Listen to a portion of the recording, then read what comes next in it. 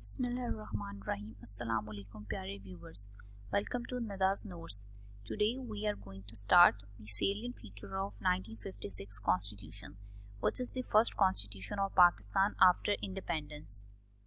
The first constitution of Pakistan was adopted in 1956. It has 234 articles, 13 parts and 6 schedules.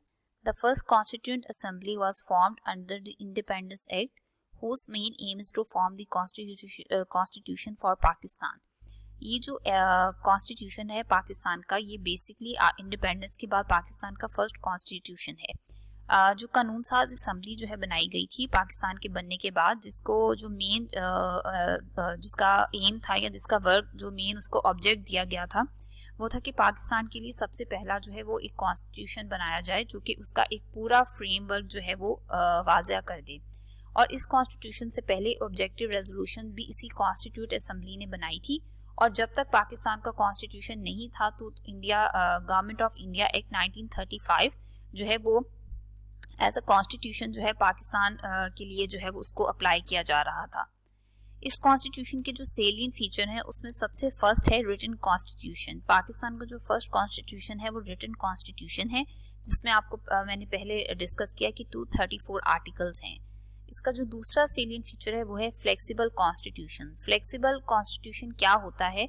वो constitution जो easily amendable हो, जिसमें आसानी से तरमीम की जा सके. और इसके जो ऑपोजिट होता है वो है रिजिड कॉन्स्टिट्यूशन. रिजिड कॉन्स्टिट्यूशन कौन सा होता है? जो कि इजीली अमेंडेबल नहीं होता.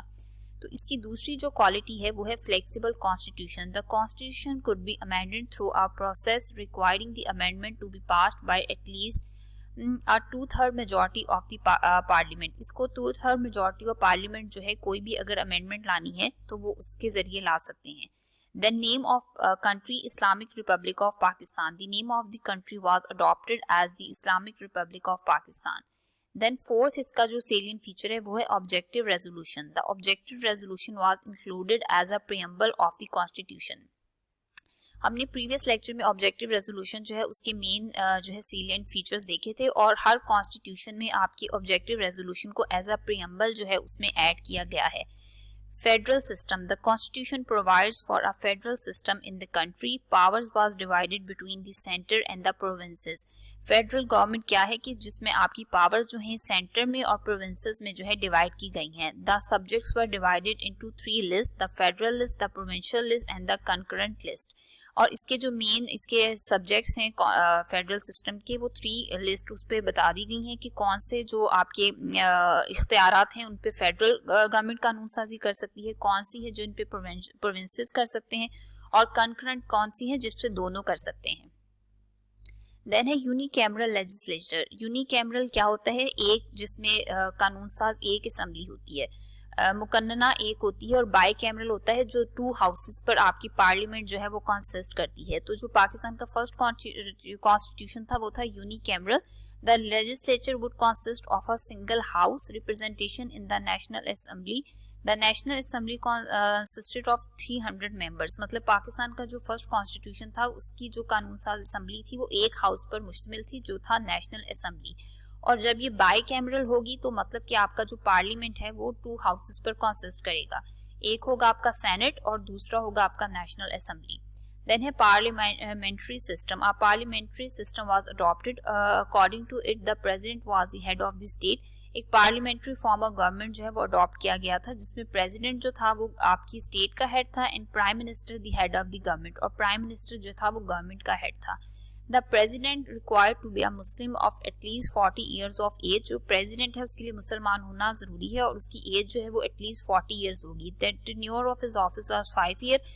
उसकी जो ऑफिस की मुद्दत है वो 5 साल है. In case of internal or external danger, he could declare a state of emergency in the country.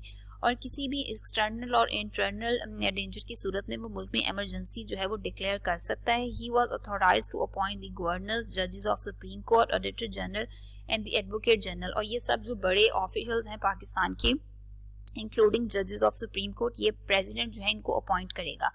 Next salient feature है the prime minister. He was to be the leader of the parliamentary group and was thus indirectly elected by the people. और इसको लोग ही indirectly जो है वो elect करते हैं. He could choose his cabinet from the members of the national assembly. और ये अपनी कैबिनेट जो है उसको चूज करता है नेशनल असेंबली के मेंबर से. और ये पूरी जो कैबिनेट है इंक्लूडिंग प्राइम मिनिस्टर ये आंसरेबल होगी नेशनल असेंबली को. देन है provincial autonomy curtailed in the constitution to the great extent. अब प्रोविंशियल ऑटोनॉमी क्या है कि प्रोविंसेस जो है उनको कितनी खुद मुख्तारी दी गई है. तो वो कह रहे हैं कि इनको जो है वो काफी हद तक जो है प्रोविंसेस को खुद मुख्तारी दी गई है. Islamic law, no law should be passed against the teachings of the Quran और सुन्ना. और साथ ही साथ इस एक्ट में ये भी वाज़ेह कर दिया गया है कि कोई भी जो लॉ है कुरान और सुन्नत के अगेंस्ट वो नहीं बनाया जा सकता. Judiciary should be independent. और जुडिशरी को हर हालत में जो है इंडिपेंडेंट रखा जाएगा. उसका जो मेन काम है वो इंटरप्रिटेशन ऑफ दिस कॉन्स्टिट्यूशन है. वो कॉन्स्टिट्यूशन की तशरीह करेगी, स्टेट को एडवाइस करेगी when ever required and decided the issues when ever required. और सबसे इम्पॉर्टेंट किसी भी कॉन्स्टिट्यूशन का जो उसका जो पार्ट है वो है उसके फंडामेंटल राइट्स. और फंडामेंटल राइट्स कौन से राइट हैं? जो हर एक इंसान के बेसिक राइट्स हैं, जिसमें आपकी freedom of movement, speech, expression, choose profession, freedom to profess religion, right to life, liberty and property. और ये पाकिस्तान के तीनों कॉन्स्टिट्यूशन में फुली इनकॉर्पोरेट किए गए हैं.